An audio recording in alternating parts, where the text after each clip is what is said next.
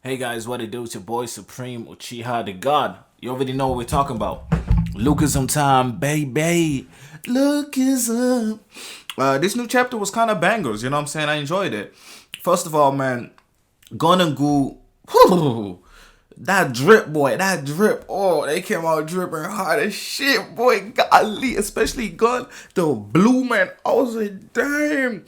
And then Goo got the black and red with the shorts, you know what I'm saying? He got the goddamn Pyrex top vibes. I was like, jeez. Damn, whose wardrobe did y'all steal? You know what I'm saying? Fresh as flip. You know what I'm saying? So obviously, they gave the guys we find out this chapter that they were happy with Sino's fighting and how strong he is, and they were like, oh, he's more than capable of running the big deal. So they were like, yeah, we keep him running big deal. Because even though Gu was like, nah, you can't run big deal now because I'm pissed off because you fought so hard, but Gon was like, nah, we superseding that shit, we doing it. And there wasn't a phone call with this guy. I don't know who it is, but it's a guy I'm pretty sure we're gonna meet soon. And yeah, it was really interesting. So obviously they were like, but the problem with Sino is he's getting a bit old, and they kind of like younger people running shit. Even though they're like, I think that at the time they were like 17, because they're only like 19 now. So crazy. But yeah, so it was super interesting. Then we learn obviously Old Face. Old Face is here plotting. He's plotting. He's almost happy seeing who's injured. He's like, yeah, he's making these grandiose plans. Like, yeah, man, we can use these hoes. You know what I'm saying? Sell the bodies. Do whatever we gotta do. I'm assuming that's what's implying. It's implying we can use them to make money and give this money and really run this shit. You know what I'm saying? Like, and really run this shit. Like, we can really like be the ones, especially with them guys protecting us now and them guys being a part of us now. We can really do this shit for real, for real. You know what I'm saying? It's gonna be legit. It's gonna be legit. Old face with his old ass face, you know what I'm saying? And then obviously, what's his name?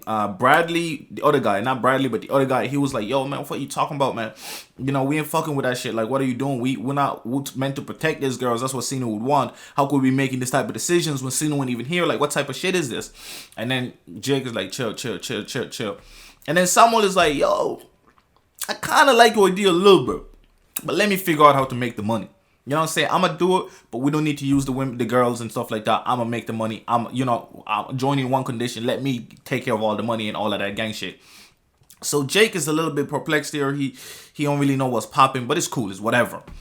So then, Gu and Gun pull up and they're like, oh, yo, motherfuckers ain't got their money. You know what I'm saying? What's popping, yo? And then, Old Face is scared. He's like, shit, man. But Samuel really, like, he made it really, like, he was certain. I was certain that he was gonna get the money. He really made it adamant that he would make the money, get the money. How does he not have the money? We gonna get beat up. We gonna get smacked up. What's going on? Oh my god. Oh my god. And he crying and shit.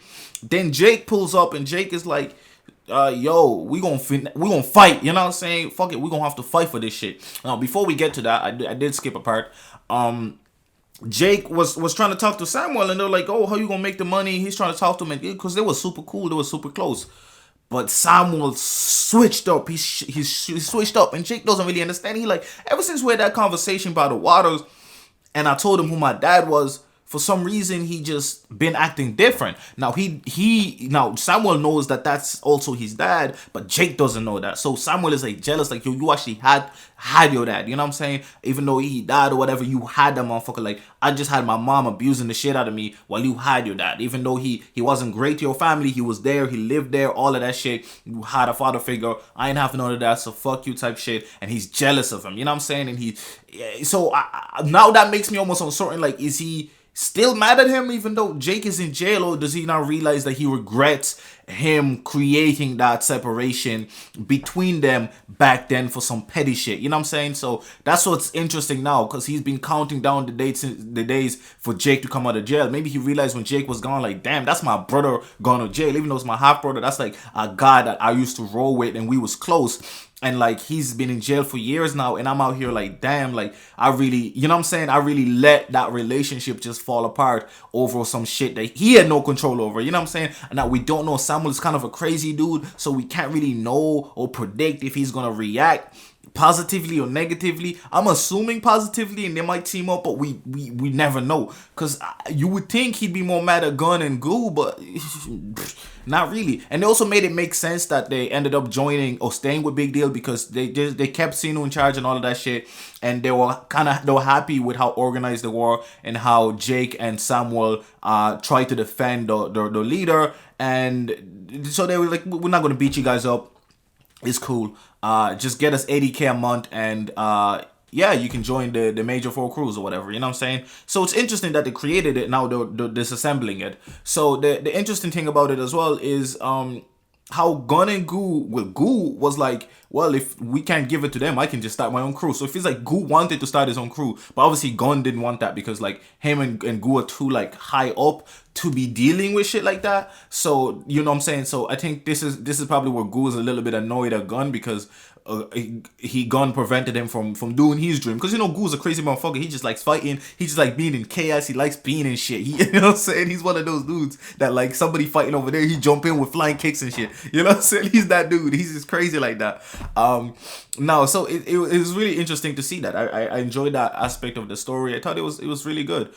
Just tying it up and just, you know, tying up loose ends and seeing, and you can see kind of like the slight tensions between Goo and Gun. Even though they're clearly best friends, they're also like competitive, like extremely competitive, and again they almost killed each other in the first fight, etc, etc. So these dudes been crazy since they was kids, really, since forever. They was just born different. They came up with the sauce. Like other people had to learn the sauce, these motherfuckers just hopped out the womb, they had a sauce. You know what I'm saying? They was just armed and dangerous from the jump. So then obviously you know, Oldface is panicking and shit like, damn, where's the money? Damn, Jake pulls up with Jerry and the gang, and they're about to Kung Fu Chopper Goo and Gun. They're like, fuck it, we're about to pull up, man. You gonna have to get through us first. You know what I'm saying? By any means necessary, we're gonna stop you type shit.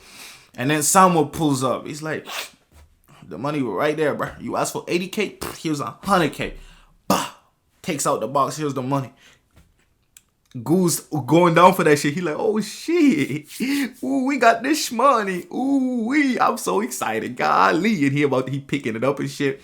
Someone kicks that shit. Goo's like, huh? That's money, man. Shit, well, you kick 10K. Like, what's wrong with you? Type shit. You know what I'm saying? Goo being childish and shit. Samuel then comes through. I thought this was pretty cool. He came through with like ultimatum, like, y'all tested our master, y'all tested us. You know what I'm saying? Y'all tested our boss. You know what I'm saying? With Sinu, y'all beat him up. All of that shit. Cool. And you want us to join your thing, right? Your thing. But we don't even know how great you guys really are. You know what I'm saying? That motherfucker was using weapons and shit. We don't really know how great or OP you guys are. So, got a little test for myself. I want to test y'all. Y'all tested us and we passed. Cool. I want to test y'all and see if y'all pass. Because why would we join you if you're not the strongest crew? If you guys aren't the strongest motherfuckers out there, why would I join you? This is probably potentially what creates the split, and why Gun probably ends up not using Samuel's soul as a leader of any of the groups.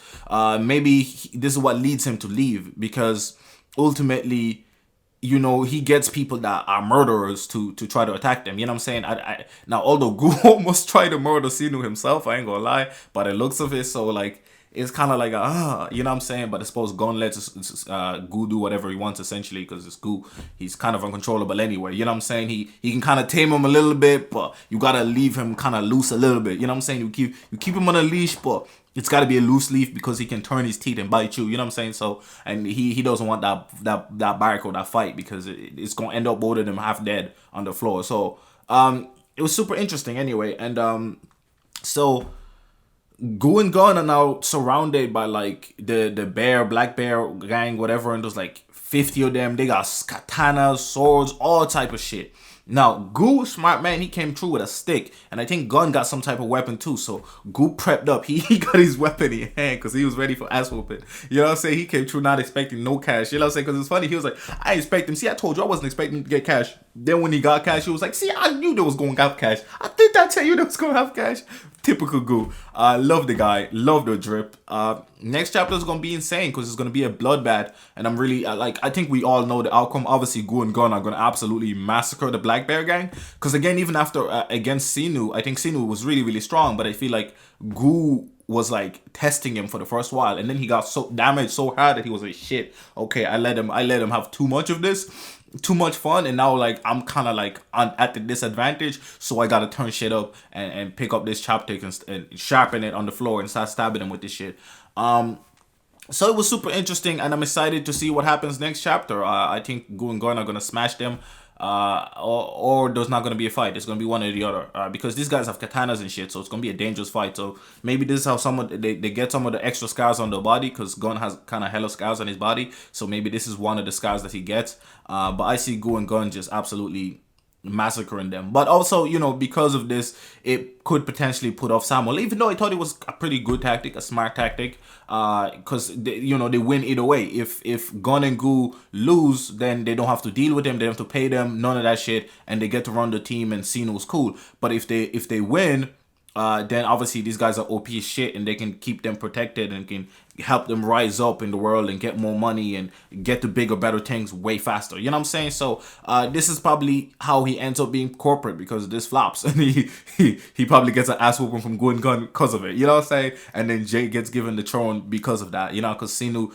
would have to retire anyway. He was thinking of retiring anyway, and Gun and Gu been saying, yeah, you too old for this shit. You gotta retire soon anyway. So yeah, that was the chapter, man. I hope you guys enjoyed the video. It's been your boy Supreme with Chiha the God. What do you guys think of the chapter? What do you guys think of Gon? What do you guys think of Gu? What do you guys think of Samuel? What do you guys think of Jake and Samuel's relationship? How do you guys think that's going to turn out? You know what I'm saying? Just overall your thoughts on what you think is going to happen, or what you thought of the chapter. Comment that shit down below. It's been your boy Supreme with Chiha the God. Make sure to subscribe, bro, to 600. I'm out. I got friends now. You ain't know, but I got friends now.